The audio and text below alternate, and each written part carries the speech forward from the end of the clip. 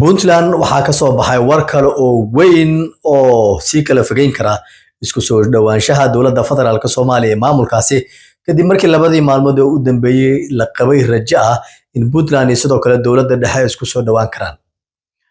Wasiirkeeda arrimaha gudaha Cabdi Faarax Juxa oo hadlay waxa uu sheegay in marna kaalmo dhaqaale aysan kaga baahnayn dowladda federaalka Soomaaliya. Juxa waxa uu sheegay in dagaal iyagu ay kula jiraan kooxda Daesh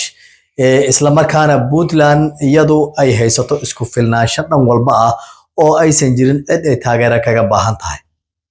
Puntland waxaa la filayay in ay ogolaato kaalmada dowladda federaalka Soomaaliya sidoo kale gurmadka madaxweynaha dowladda federaalka Soomaaliya Xasan Sheekh Maxamuud uu maanta ku dhawaaqay balse durbo Puntland waa ay soo jawaabtay oo wasiirkeeda arrimaha gudaha Cabdi Faarax Juxa waxa uu sheegay in dhaqaalahaasi ay dowladdu sheegtay inay u aruurinayso Puntland si dagaalka ay qayb uga noqoto in iyagu ka Puntland ahayn aysan diyaar u ahayn. Juxa waxa uu sheegay in madaxweynaha dowladda federaalka Soomaaliya 3 sano ka hor ballanqaadkii uu sameeyay ahaa in Soomaaliya uu isku haynayo uu si kala fogeeyay isla markaana iyagu aysan filaynin hadalkii madaxweyne Xasan Sheekh Maxamuud in ay wax ka dhawoobi karaan. Puntland markaan waxay u muuqanaysaa 4 sano oo mucaarada inay la dhameysan doonto dowladda federaalka Soomaaliya. Xasan Sheekh Maxamuud 3 sano waxaa ka xiga May in la gaaro oo kaliya inagoo hadda ku jirnaa Febraayo 2 bilood oo kaliya ayaa ka harsan in 3 bilood uu jirsado. 3daas bilood madaxweyne Xasan Sheekh Maxamuud waxa ay aragti ahaan kala duunaayeen madaxweynaha Puntland hogaaminaya Saciid Cabdullaahi Dani. Marba marka ka dambeysa khilaafku waa uu sii fogaanayaa waxaana la filayay in labada dhinac ay isku soo dhawaadaan. Dalka oo aadi raba doorasho qof iyo cod ah ayaa madaxweyne Xasan Sheekh Maxamuud waxa ku adkaan kartaa haddii Puntland uusan soo dhaweysan inay yaraanayso aaminaada in dalkan doorasho qof iyo cod laga qaban karo. Markii dowladda dhexe ee Soomaaliya ay maqashay hadalka ka soo yeeray Puntland ee ku aadanaa in kaalmo dhinaca militariga ay kaga baahan yihiin haddana dowladdu ay soo dhaweysay waxaa haddana sii fogaanaya hadalka ka soo yeeray Puntland oo mar walba iyadu ay si fiican cagta ugu saarta marka la eego dowladda dhexe ee Soomaaliya. Puntland oo isku haysata inay tahay maamul iyadu leh awood badan oo dhan kasta ah ayaa haddana mar walba waxaa hadal ka soo yeeraa wasiiradoodii sidoo kale mas'uuliyiinta kale oo aysan jirin cid markaa celinaysa.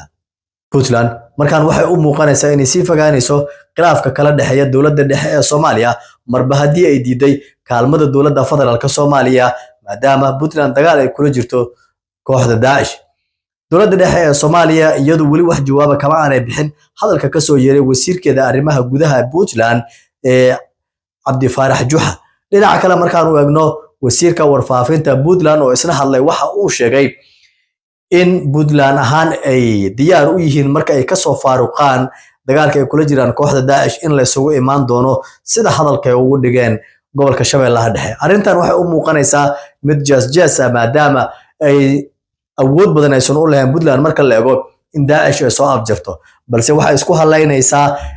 duqeymaha dhinaca cirka oo ay ka garab siinayaan saaxiibada caalamka oo qayb ay ka tahay Imaaraadka Carabta oo dowladda dhexe ee Soomaaliya marka la eego siyaasad ahaan aysan isku wanaagsanayn. Puntland waxay sheeganaysaa markaan in diyaar ay u noqonayso xoreynta al-shabaab ee gobolada dhexe ee Soomaaliya iyo sidoo kale gobolka Hiiraan iyo sidoo kale Shabeellaha Dhexe oo hadda dagaalo ay ka soconayaan. Shabeellaha Dhexe markaan eegno waxaa gaaraya gurmadadii ugu xooganaa ee ka imaanaya gobolada Mudug iyo sidoo kale Galgaduud si qayb ay uga noqdaan dagaalka lagula jiro al-shabaab isla markaana sii xoogeysanaya ka soconaya gobolka Shabeellaha Dhexe. Marka la fiiriyo khilaafka labada dhinac ee Puntland iyo sidoo kale dowladda dhexe ee Soomaaliya ayaa cirka isku sii shareeraya marba marka ka dambeysa. Taasina waxay hakad gelin kartaa sida siyaasiyiintu ay aaminsan yihiin dagaalada ka soconaya guud ahaanba dalka gaar ahaan kan lagula jiro kooxda Daesh iyo sidoo kale al-shabaab. balse haddii Puntland iyo dowladda dhexe heshiis uu ka dhaxayn lahaa oo cilaaqaadkooda uu wanaagsanaan lahaa waxaa suuragal noqon lahayd in meesha ay ka baxdo in koox walba dhinac lagu ceersado. Puntland oo la filayay in iyadu markaan ay isu soo dhawaasho muujiso ayaa sii fogaanaysa. Puntland oo mar walba isku tilmaantay inay tahay hooyada federaalka ayaa muddooyinkii u dambeeyay waxay caqabad ku noqonaysay dowlad walba oo dalka timaada. Farmaajo caqabad ayay ku ahayd Puntland marka la eego. Xasan Sheekh sida ay si lamid ah caqabad kale ayay ku noqotay. Isla teeramkii hore 2012 marka la eego Puntland sidaan ayay waxay u ahayd caqabad mar walba dowlad walba oo lasoo dhisana waxa ay ka qabataa xagaha hoose marka la eego iyadoo Puntlandna ay aaminsan tahay inay tahay maamulka kaliya ee mar walba muhiimka ah in loo laabto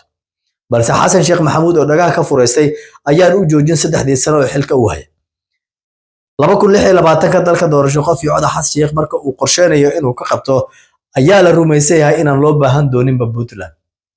sida hadda sida ay wax u socdaan marka la eego haddii Puntland ay madaxa adkaysato